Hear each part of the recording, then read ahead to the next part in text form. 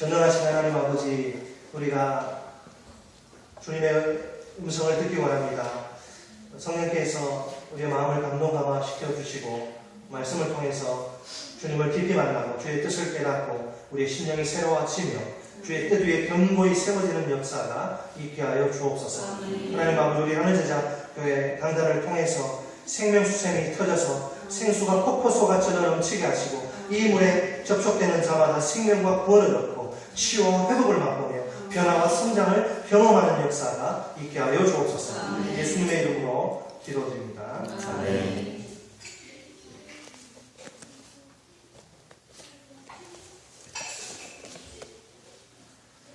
오늘 축하 동영상과 주일학교의 발표 잘 보셨습니까? 어떠셨습니까? 맞습니다. 하늘제자교회가 이 세상에 태어난 지 벌써 1년이나 시간이 흘렀습니다. 참 세월이 빠르지요? 그동안 계절이 어떻게 바뀌었습니까? 여름에서 가을로, 가을에서 겨울로, 또 겨울에서 봄으로 이제 여름. 이렇게 계절이 매번 바뀌어서 여름이 왔네요. 지난 1년 동안 주께서 우리 교회 위에 부어주신 은혜와 사랑은 그 어떤 말로도 표현할 수 없을 정도로 엄청난 것입니다. 자, 느낌이 안 오셨으면 나중에 따로 동영상을 한 번 더 시청하시기 바랍니다. 기적도 이런 기적이 없어요.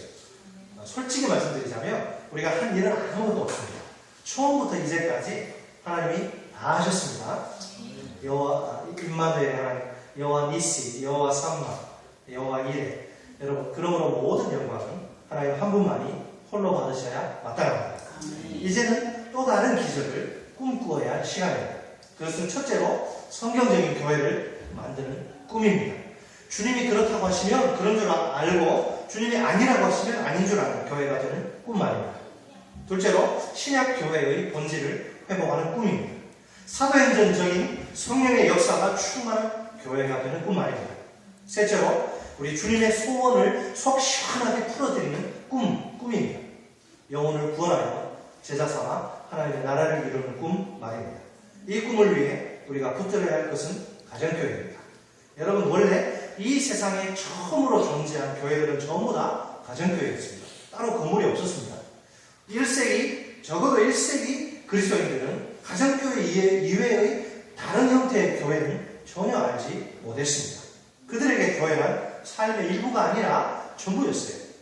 자, 오늘 우리는 1세기 가정교회 구성원들의 그 삶을 들여다보려고 합니다.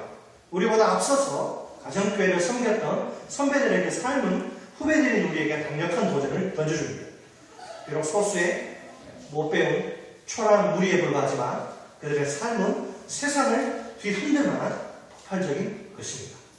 반대자들의 극심한 반대와 핍박에도 불구하고 그들의 영향력은 결코 약화되지 않습니다. 이 세상도 무엇으로도, 이 세상도 어느 누구도 그들을 잠잠하게 만들 수 없습니다. 세상은 이런 그들을 향해서 전염병이요, 소독요, 괴수라고 조롱합니다. 자, 오늘 보면은 총독 앞에서 유대 종교 지도자들이 바울을 고소하는 내용입니다. 최고 권력자와 많은 사람들이 지켜보는 가운데 바울과 유대 종교 지도자들 사이에 치열한 한판 승부가 펼쳐집니다.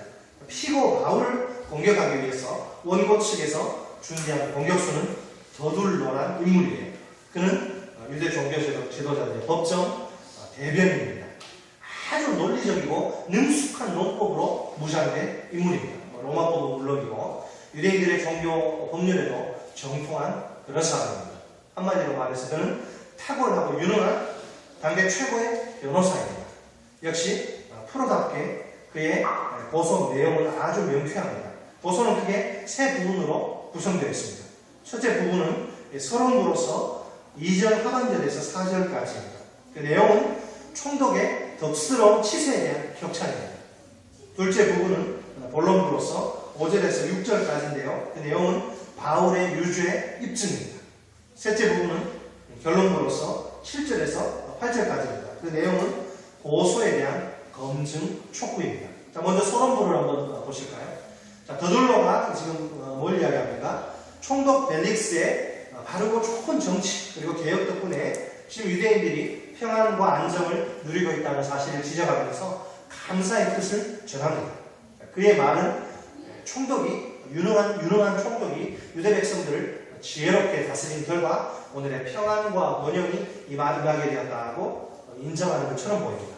그러나 역사가 요세푸스에 증거했다고 이것은 새빨간 거짓부름이에요. 거짓말이에요. 유대인의 고대사락의 책을 보면 총독 벨릭스의 통치는 평안과 안정을 가져오기는커녕 오히려 많은 정치적인 불안과 소요를 초래합니다. 사실 그의 통치 기간 중에 유대 땅에는 유례 없는 최악의 혼란이 여러 방면에서 일어납니다. 뿐만 아니라 뇌물 수수와 폭력의 난무로 총독의 통치는 유대인들에게 혐오감을 던져줍니다. 이것이 역사적인 사실입니다. 그래서 총독에 대한 지지율이 거의 그냥 바닥 수준으로 떨어집니다. 유대인들은 하나같이 저 인간 도대체 언제까지 해먹을 작정이라고 아우성을 칩니다. 자, 그렇다면 지금 더둘로의 그 벨릭스에 대한 격차는 재판을 유리하게 이끌기 위해서 권력자에게 바친 아부인 셈입니다. 아주 더러운 냄새가 풀풀 나는 역겨운 아첨말입니다. 이제 본론부입니다. 더둘로는 바울의 유죄를 입증하기 위해서 세 가지 고소 내용을 탁 제시합니다. 자, 바울이 전염병이요, 천하에 흩어진 유대인을 다 소유하게 하는 자요, 나사렛 이단의 우두머리라는 것이죠. 그 세 가지 이제 고소 내용을 가지고 공격을 하는데 한 가지씩 차례로 살펴보도록 하겠습니다. 여기 먼저 전염병에 해당하는 헬라어는 그 신약 성경에서는 누가가 딱 오직 누가만 두 번 사용한 아주 잘 나오지 않는 단어입니다. 자, 구약 성경의 헬라어 번역본인 70인경에는 모두 27번 등장합니다.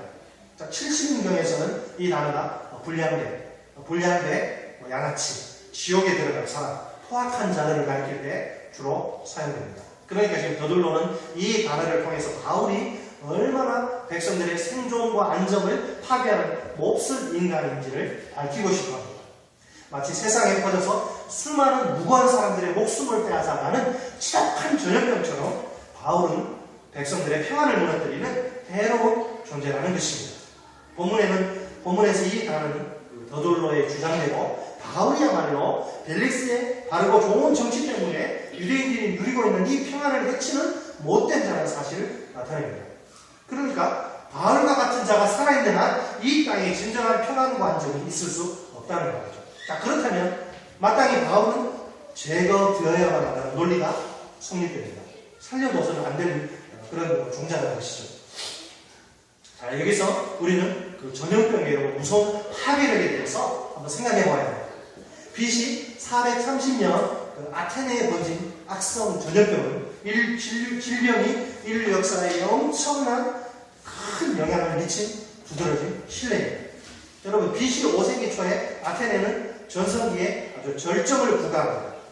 그리스의 아주 소국 조그만 국가, 도시국가인데요. 그 아테네가 이제 마라톤과 플라타이아에서 벌어진 육상 전투, 그리고 살라미스 해역에서 벌어진 대해전을 통해서 다리우스가 이끄는 막강한 페르시아 군대를 물리칩니다. 그 당시 최강국이 페르시아인데 그 무적 함대를 이제 물리쳐요.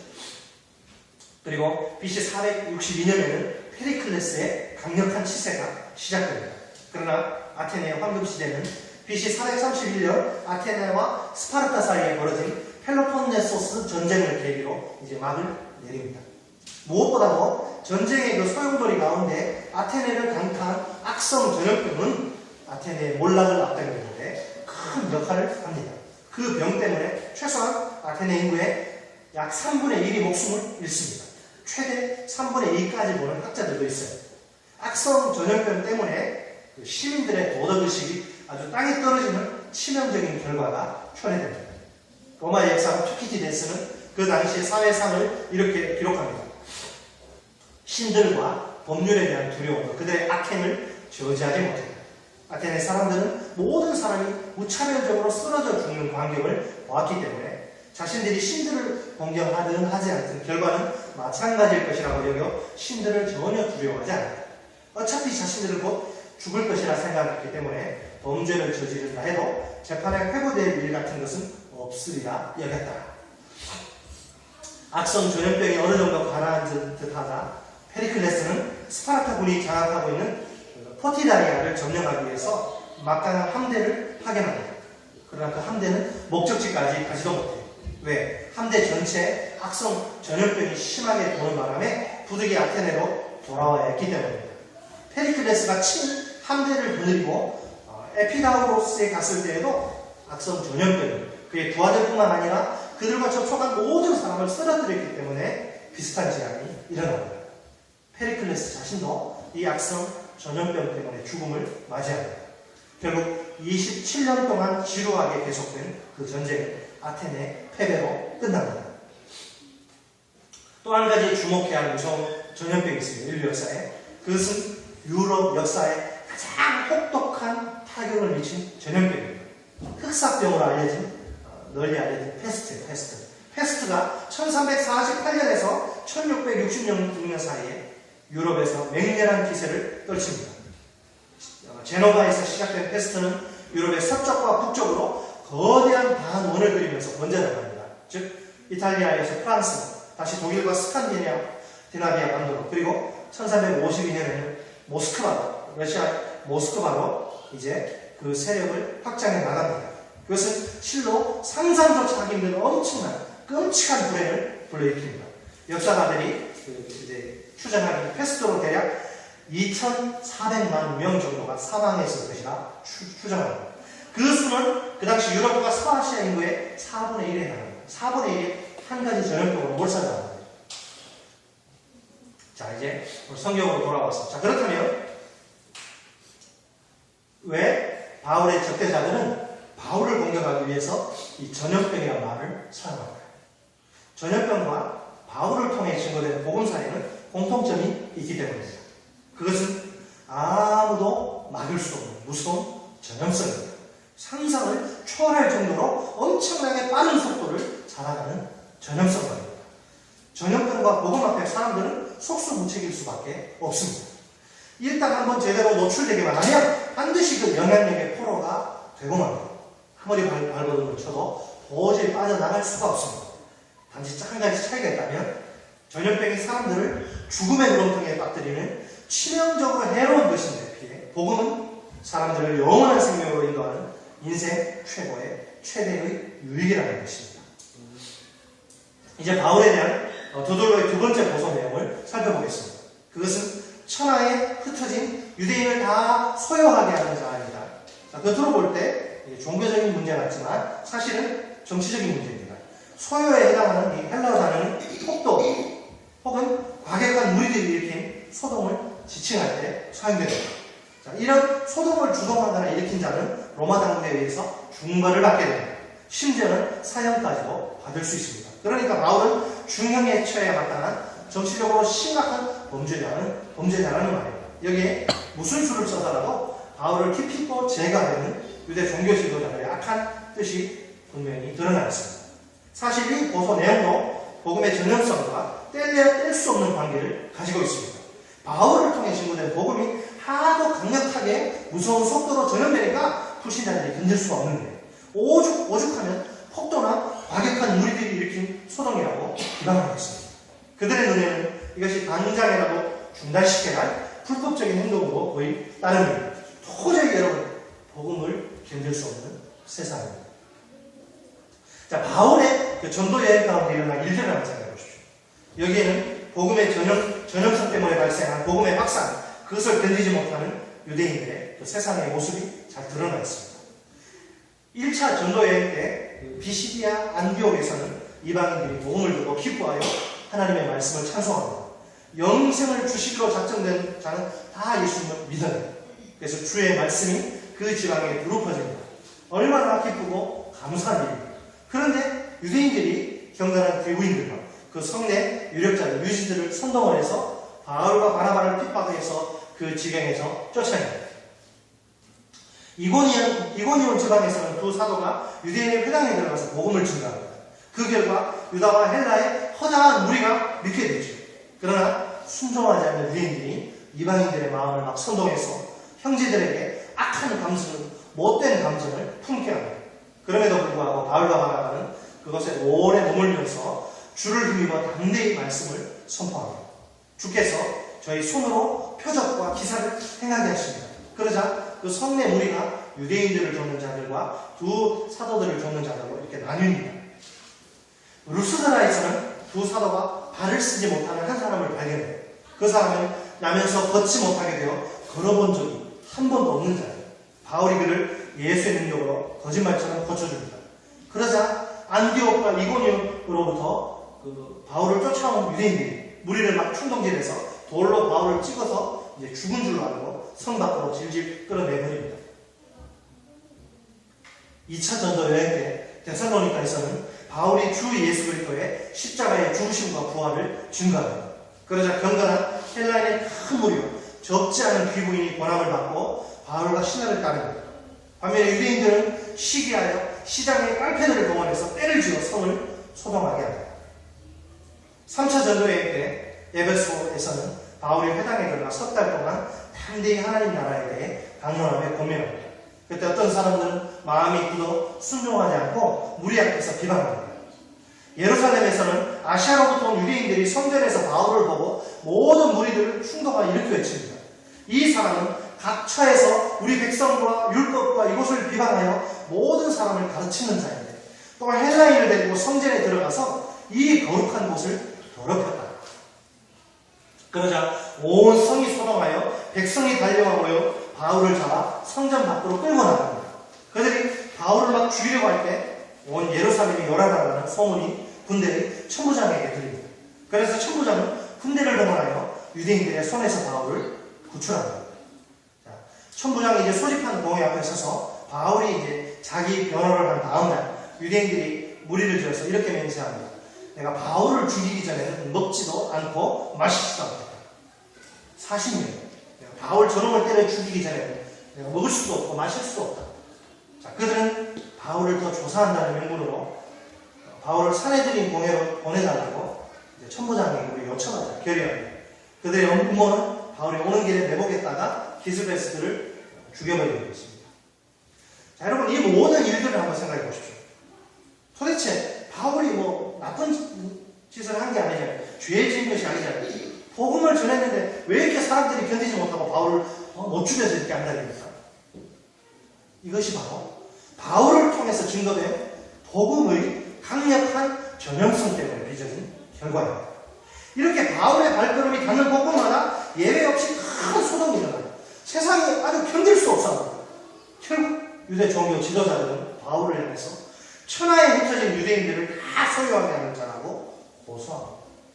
여러분, 이것이 1세기에만 일어난 일일까요? 오늘날은 어떨까요? 오늘날도 마찬가지예요.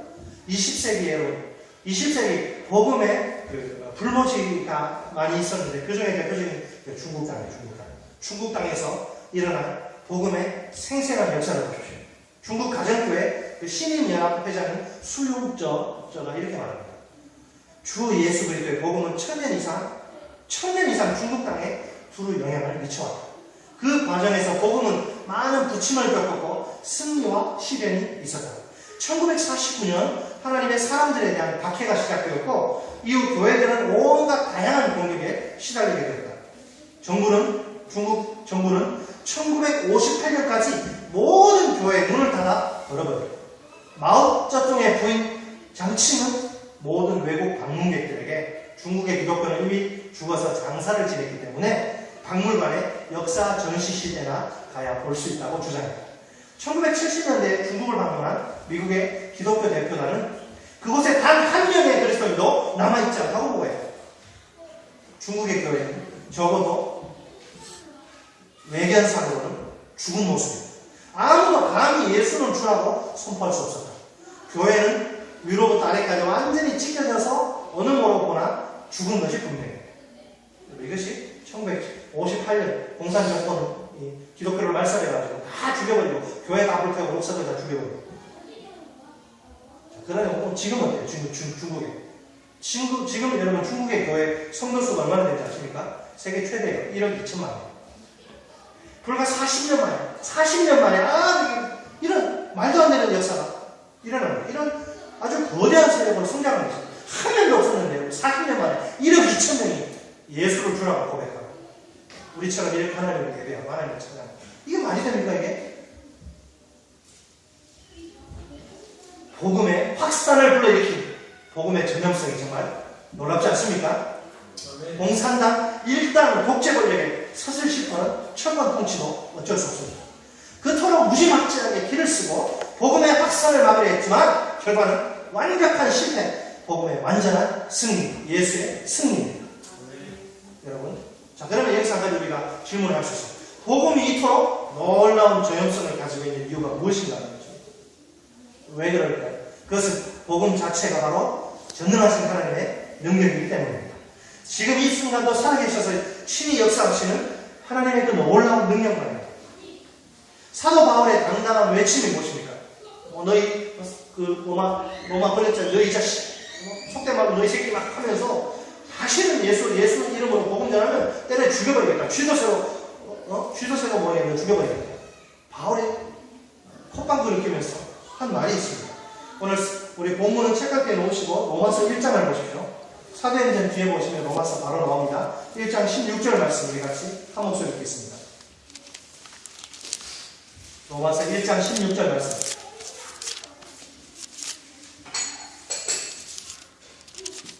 신약성경 239쪽 로마서 1장 16절 말씀 시작. 내가 복음을 부끄러워하지 아니하노니 이 복음은 모든 믿는 자에게 구원을 주시는 하나님의 능력이기 때문이다. 먼저는 유대인에게요 그리고 헬라인에게로. 내가 복음을 잘하노니 이 복음은 모든 믿는 자에게 구원을 주시는 하나님의 능력이 됩니다. 여러분 여기서 사용된 능력이라는 단어는 헬라어로 뭐냐면 디나미스. 이 단어에서 영어의 다이너마이트가 파생된 거예요. 디나미스, 다이너마이트. 여러분 다이너마이트의 엄청난 파괴를 우리는 잘 알지 않습니까?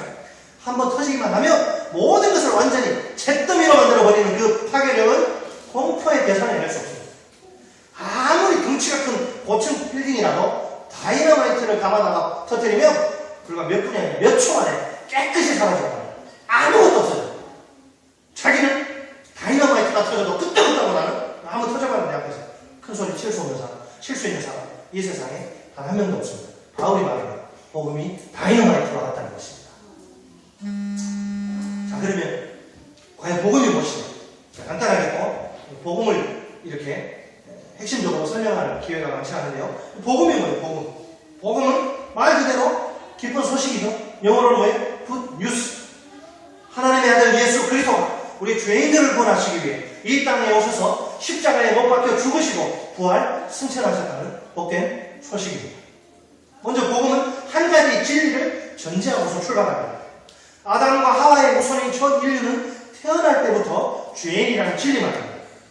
이 세상에 존재하는 모든 사람은 처음부터 죄인의 DNA가 온 육체와 영혼 깊숙이 새겨져서 어쩔 수 없는 죄인입니다.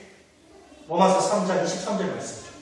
모든 사람이 죄를 범하였으에 하나님의 영광에 이르지 못하더니. 자, 문제는 그 어느 누구도 자신의 죄 문제를 해결할 수 없다는 사실입니다. 그런데 죄에 대한 거룩하신 하나님의 반응은 사망, 죽음이에요. 로마서 6장 23절 말씀입니다. 죄의 삭은 사망이에요. 더 무서운 것은 죽음에 끝나는 것이 아니라 더 무서운 것은 죽음 이후에 펼쳐지는 새로운 세상입니다. 사망 후에는 새로운 세상이 펼쳐지는데 한쪽은 하나님의 축복, 한쪽은 하나님의 무서운 심판. 히브리서 9장 27절 말씀입니다. 한 번 죽는 것은 사람에게 정해진 것이요 그 후에는 심판이 있으리라. 여러분 이 하나님의 심판은 교도소에 가서 한 5, 60년 콩밥 먹고 고생하는 것과는 차원이 다른 끔찍한 형벌입니다. 지옥에 떨어져서 영원토록 꺼지지 않는 불로 온몸이 계속 태워지는 비참한 형벌입니다. 온몸에 붙은 불이 꺼지는 법이 없어요. 여러분 온몸이 다 타서 그냥 없어지면 고통도 끝날 텐데 이상하게도 이게 이 몸이 다 타서 없어지는 법이 없어요. 화장실에 여러분 사람 1시간 반이면 완전 다 타서 남는 게 없어요. 그러나 지옥에는 똑같이 불로 타는데 이게 없어지잖아요. 계속 타요. 계속 불이 붙은 채로 영원히 사는 거예요. 그러니까 여러분 고통도 영원히 계속됩니다. 그 소방관들이 그런 이야기 하더라고요. 화재가 난 그 건물에 가서 사람 죽은 시체를 보면요 대부분이 출입구 쪽에 다 엉켜있대요. 왜냐하면 그 불의 뜨거움과 연기의 그 지독감 때문에 살 수가 없어서 길을 쓰고 본능적으로 출입구 쪽으로 머리를 디니까. 그래서 거기서 입구에서 빠져나가려고 다 죽는다는 거예요.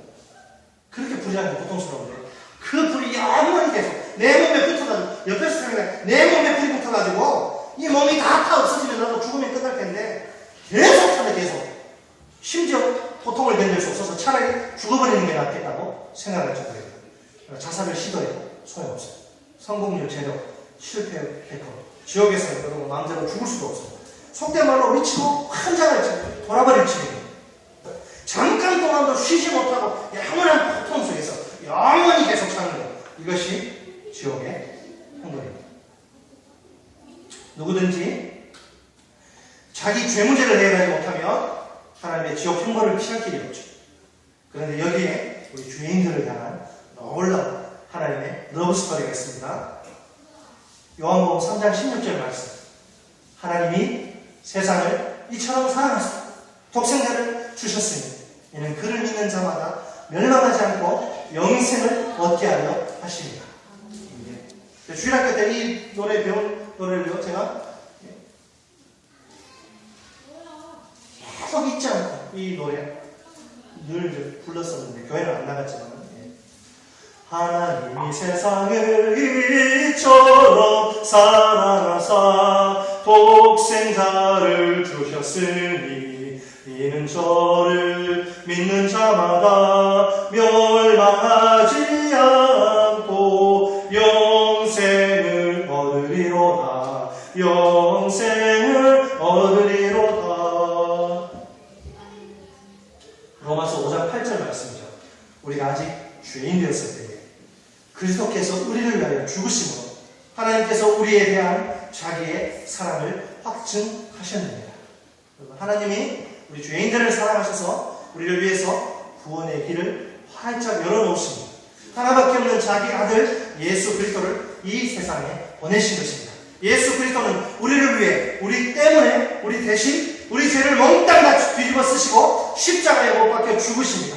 우리가 우리 죄 때문에 받아야 할 무서운 형벌을 우리 대신 예수님이 아무 죄 없으신 예수님이 우리 때문에 친히 받으신 것입니다. 더 이상 우리가 하나님께로부터 받아야 할 형벌은 아무것도 남아있지 않습니다. 누구든지 이 예수님을 자신의 구주와 주님으로 영접하면 모든 죄가 용서받습니다. 하나님의 자녀가 됩니다. 지옥 형벌이 면제됩니다. 영원한 생명을 얻습니다. 세상에 이것보다 더 복된 소식이 어디에 있을까요? 영원한 멸망의 존재가 영원한 생명의 존재로 탈바꿈하는 것. 이것이 바로 복음의 위대한 능력입니다. 여러분 이 능력을 믿으십니까?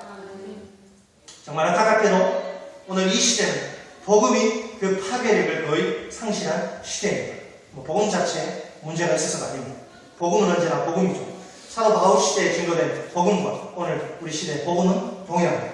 20세기의 중국 땅 가운데 증거된 복음도 마찬가지입니다. 문제는 복음을 담고 있는 그릇이 우리 그리스도인입니다. 복음이 우리를 통해서 이 세상 불신자들에게 전염되지 못하고 있습니다. 그 영향력을 잃어버렸다고 보는 것이 정확합니다. 오히려 세상이 온갖 세속적이고 반기독교적인 가치관으로 우리 그리스도인들을 전염시키고 있습니다.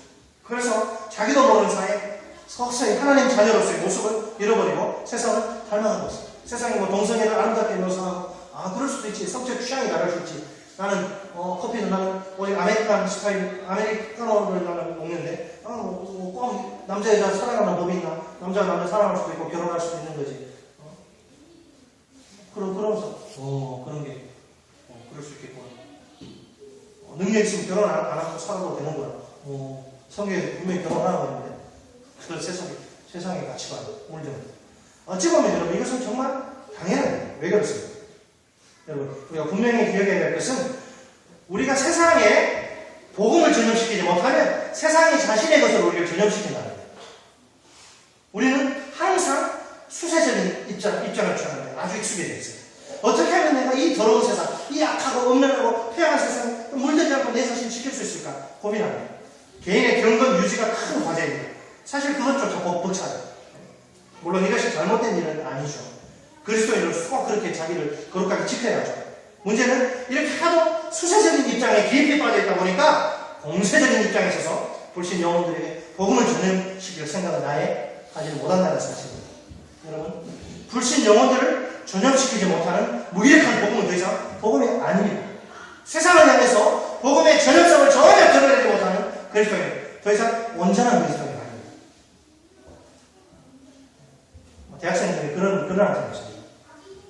입학을 해가지고 같이 4년 동안 그 같은 과에서 생활했는데 졸업할 때 이제 교회에서 목사님이 오셨거든요. 그러니까 옆에 친구들이 너 교회 다녔냐? 4년 동안 전혀 말 안 하는 거예요. 직장생활 마찬가지예요. 나중에 이제 우리 세상에 우리 과장님 예수 믿는데 진짜 전혀 안 하겠거든. 자기가 예수 믿는데 하나님이 왜 내게 복음을 주신 것입니까?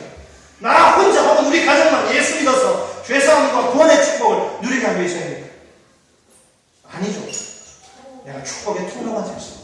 나를 통해서 복음이 불신 영혼들에게 흘러 들어가게 하시기 위해서입니다. 제대로 흘러 들어가기만 하면 어떤 불신 영혼이라도 완전히 사로잡아 버리는 막강한 영향력을 소유한 복음이 아닙니까? 복음은 여러분 세상이 견딜 수 없는 능력입니다. 하나님을 거역하는 세상을 완전히 뒤집어 엎어버릴 그 엄청난 능력을 합니다. 하지만 복음이 복음 되게 해야 할 책임은 우리에게 있습니다. 내가 복음의 통로가 되어야 합니다. 우리 가정교회는 세상의 복음의 능력을 나타내는 통로가 되어야 합니다. 하나님을 거역하고 대적하는 타락한 세상이 가정교회를 통해 하나님께 무릎을 꿇게 될 것입니다. 하나님 되심을 인정하고 하나님께 영광을 돌리게 될 것입니다. 피를 흘리고 이 세상에서 방황하는 수많은 불쌍한 영혼들이 우리를 통해 하나님께로 돌아오게 될 것입니다. 예수님을 구주와 주님으로 여겨봐야 하나님의 자녀가 될 것입니다. 영원한 생명과 구원을 얻게 될 것입니다. 주 예수 그리스도를 예배하고 섬기게 될 것입니다. 그 인생을 영광의 왕이신 하나님께 기쁨으로 드리게 될 것입니다. 다시 한번 강조하지만 우리 가정교회의 목표는 영혼을 구원하는 제자 삼아 하나님 나라를 이루는 것입니다. 이 세상에 이것보다 더 위대한 일은 없습니다. 우리 인생은 몽땅 다 드려도 하나도 아깝지 않은 가치 있는 일입니다. 이것이야말로 우리 주님이 가장 기뻐하시고 원하시는 일이기 때문입니다. 누구에게나 단 한 번뿐인 소중한 인생입니다. 잠깐 왔다가 떠나야 할 짧은 인생입니다. 욕망에 포로가 되고 세상의 헛된 것을 추구하느라 낭비해서야 되겠습니다. 나중에 하나님 앞에 섰을 때 하나님 내 인생 결산하시면서 뭐라고 말씀하시겠습니까?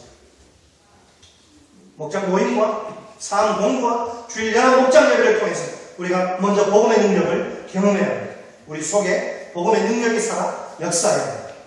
목장 모임과 주일 연합 목장 예배 가운데 성령의 기름 부으심이 충만하도록 기도합시다.